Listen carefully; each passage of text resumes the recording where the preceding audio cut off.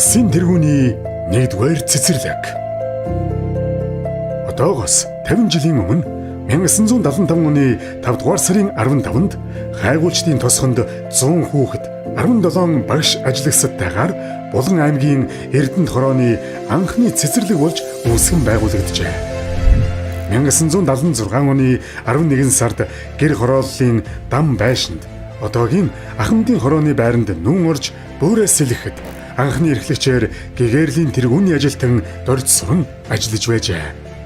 За Эрдэнэт хотын маань ууган улсын тэргүүний 1-р цэцэрлэг маань хайгуулчдын тосгонд ногоон одоо зүлэг талбай дээр тосгоны урд талд 1975 оны 5 дугаар сарын 15-нд 100 хүүхэдтэй 17 багш ажилчтайгаар 10 цагаан гэрт анх нээгдэж одоо толгойн чулууга тавьж байсан.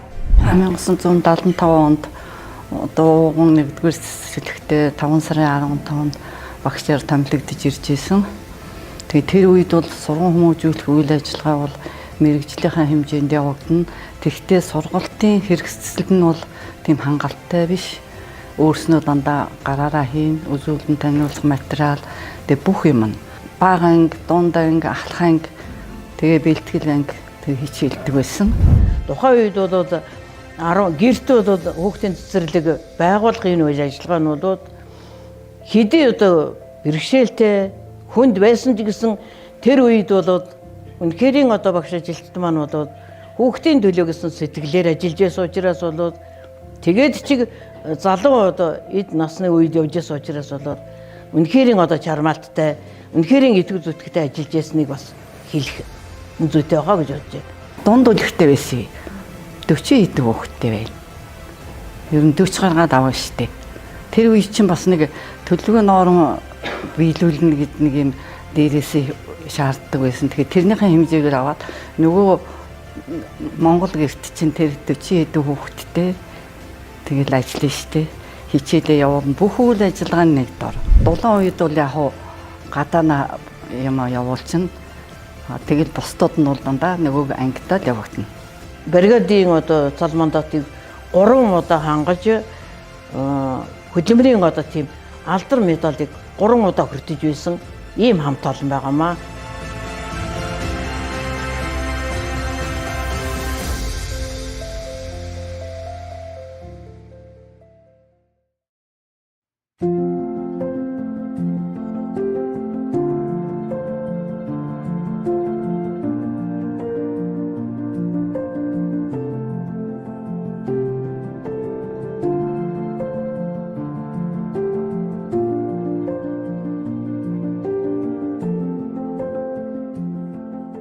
За би 1990 оны 3 сарын 1-ээс тос цэцэрлэгийг хүлээж авсан. За энэ хугацаанд бол яг одоо нийгмийн улс орны байдалд өөрчлөлт, зах зээлийн нөхцөлд одоо шилжиж байсан ийм нэлээд бэрхшээлтэй хүнд он жилүүдийг эхэлж байх үед нь хүлээж авсан байгаамаа.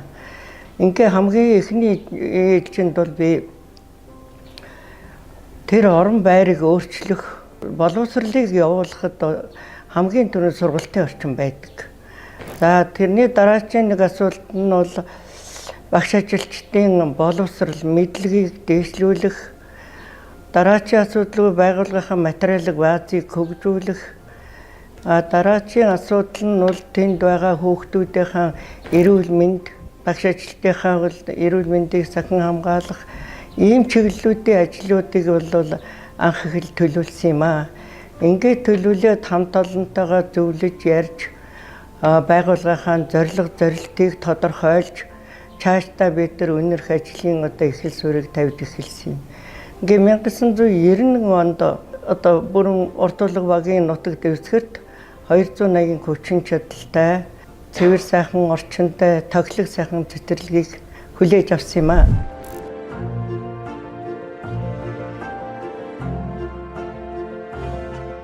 За энэ үед бол бас яг хуучин 100 хүүхдийн цэцэрлэг 17 багш ажилчинтай нөгөө гаднаас одоо орж ирж 280 болж өргөцсөн учраас бас багш ажилтан нэмэгдсэн. Ингээ нийтдээ 55 багш ажилчнтайгаар бид нэр 91 оноос хойш үйл ажиллагаагаа явуулж эхэлсэн юм. 2008-аас 2009 онд бид нар улсын тэргүүний цэцэрлэг гэсэн хүндтэй алдар хүндийг бид нар хүртсэн байгаамаа. Энэ болгон миний одоо хамтарч ажиллаж байсан үеийн ахмадууд, тэр үеийн багш сургууль хүмүүжүүлэх, ажилтан ажиллагчдын уйггүй хөдөлмөрийн дүнгээр ийм байгууллага маань бас өдрөөс өсөн дэмж тодорхой хэмжээний амжилтууд хүрч байсныг хэлэхэд бас их таатай байна.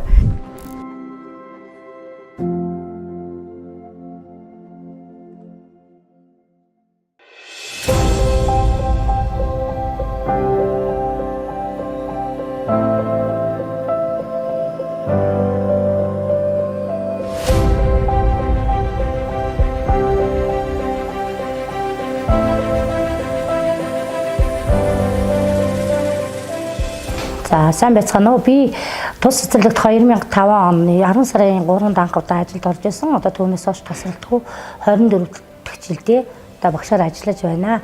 Тэгээд тухайн үед миний ажиллаж байсан ажлын үүрэг хариуцлага нь юу байсан бэ гэхээр одоо хүүхдийн хөгжлийн хэрэгцээ хандлагад нийцсэн сургалт үзэл баримтлалыг одоо хангаж тодорхойлж сургалт үйл ажиллагааг төлөвлөн зохион байгуулж хүүхэд төвтэй сургалтын үзэл санаанд тохируулан ажиллаж ирсэн тухайн үеийн одоо бидний ажиллаж байсан үр хариуцлага бол ийм үед байсан. Мөн сургалтын цөм хөтөлбөр одоо хэрэгжүүлж ирсэн. Мөн сургуулийн өмнөх боловсролын одоо хуулинд өөрчлөлт ороод 2 настай хүүхдээс ахуулаад цэцэрлэгт хамардаг байсан бол болоод одоо 3 настайгаас ахуулаад цэцэрлэгт хамрагддаг ийм үе шаттай яг энэ үед бол би ажилд орж исэн. Манай цэцэрлэгийн хувьд болохоор шилжилтийн үе байсан учраас энэ үед хүүхэд зөөжсэн боловч одоо 2005 оноос ахуулаад үйл ажиллагаа маань чигдрээд тэгээд сургуулийн шинээр гарсан хууль цөм хөтөлбөр сургуулийн боловсролын хуулинд өөрчлөлт орсноос хойш одоо хүүхдүүд маань тоо өсөн нэмэгдэж ирсэн юм байна.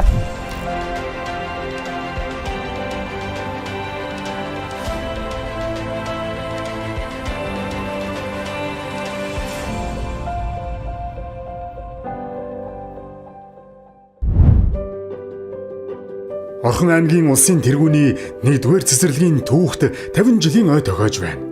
Байгуулагдсан цагаас сургуулийн өмнөх боловсролын салбарт хүлээсэн үүргээ нэр төртөө биелүүлж, олон зуун хүүхэд багчуудыг асран халамжилж, сурган хүмүүжүүлж, өндөр боловсрол мэдлэгтэй иргэд болох их суурийг тавьж, түүх бүтээлцээр хагас 100 жилийг илээжээ.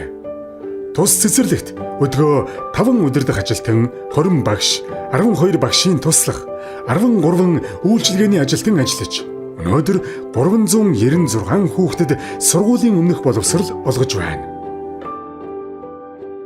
Сайн байцгаана уу, намайг Лавтарч Ятхан Цэцэг гэдэг. Би 2022 онд Бөвис Яар ханган бүшиг сургуулийг сургуулийн өмнөх багш мэргэжлэр төгссөн. 2022 оны 8 сарын 24-нд Орхон аймгийн 1-р цэцэрлэгт багшаар ажилд ороод одоо хүртэл 2025 оны хүртэл 3 дахь жилдээ ажиллаж байна. Сүүлийн жилүүдэд сургуулийн өмнөх боловсрол баримтуулж байгаа сургалтын хөтөлбөр нь болохоор А164 болон А494-р цөм хөтөлбөрийг баримтлан ажиллаж байгаа.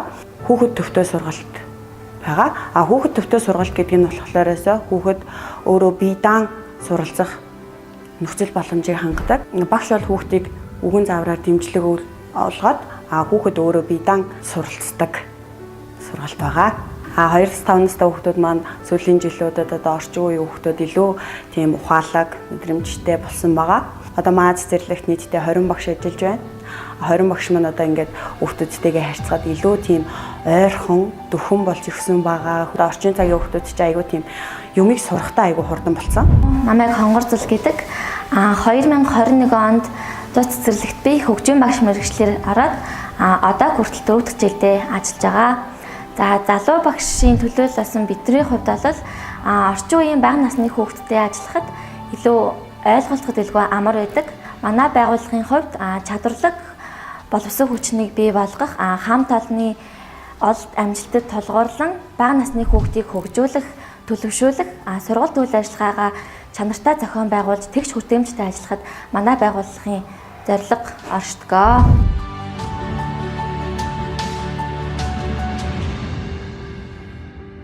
За миний нэрийг Архичаа гэдэг. Би 2009 онд анх одоо 1-р цэцэрлэгтээ ажил амьдралынхаа гарааг эхэлж исэн юм түүхтэй. 2017 онд бол дараагийнхаа цэцэрлэг рүү ингээд арга зүйчээр ажиллахаар дэвшин явсан байгаа. За энэ сайхан цэцэрлэгтээ бол оюутны ширээнээс дөнгөж гарч ирээд залуу хүн хүүхэд одоо ажилд орж исэн маш гоё найрсаг тийм хамт олон бол хүлээж авч намайг бол одоо ажлын дүртэй юм болгож исэн байгаа. За тэгээд бид нар бол одоо хүүхдийн зөв хүн болох үндсэн суурийг нь бол тавьж байдаг ийм хариуцлагатай ажил хийдэг хүмүүс. За тэгээ бага насны хүүхдүүд бол өөрсдөө маш сайхан цагаахан гэгээхэн нөгөө цагаан цаас шиг гэж ярьдаг. Тэр цагаан цаасан дээр юу урлах уу, юу зурх уу гэдэг нь бол цэцэрлэгийн багш нарын гарт байдаг. За тэгээ энэ хамт олон бол маш тийм нийтж бие бинийгээ гэсэн юм сэтгэл зүрхтэй юм сайхан хамт олон. За би цэцэрлэгийн багшаар ажиллаж байхдаа миний амжилтууд бол ерөөсөө энэ цэцэрлэгийн хамт олонны гар дээр ингэж боожиж ингэж маш их олон амжилтуудыг бол тухайн цэцэрлэгээ ингэж төлөөлж гаргаж исэн. Намайг Шарав Самбуугийн Ганзорог гэдэг. Би тус цэцэрлэгт 2009-оос 2023 оны хооронд 14 жил тасралтгүй төсөв санхүүгийн үйл ажиллагааг хариуцаж нэгтлэн бодогчоор ажиллаж ирсэн. 2015 оноос шилэн данс тендерийн тухай хууль хэрэгжиж ирснээр байгууллагын төсвийн гүйцэтгэлийн үр ашгийг нэмэгдүүлж ард иргэдэд хэмнэлтийг бий болгосон байдаг. Хүүхдийг зөвхөн мэдлэгтэй хүн болгохоос гадна ёс зүйтэй, хүнлэх сэтгэлтэй зөв хүн болгон төлөвшүүлэх нь сургуулийн өмнөх боловсролын байгууллагын хамгийн чухал зорилго билээ. Миний бие нямс өрнө нь одоо анх 2012 онд бол тухайн цэцэрлэгтээ одоо багшаар анх ажилд орж бол ажлын гараагаа эхлүүлж байсан. Мөн улмаар 2015 оноос мөн л одоо 1-р цэцэрлэгтээ арга зүйчээр одоо бас ажиллаж байгаад 2016 оноос хойш одоо өнөөдрийг хүртэл эрхлэгчээр ингээд ажиллаж байна.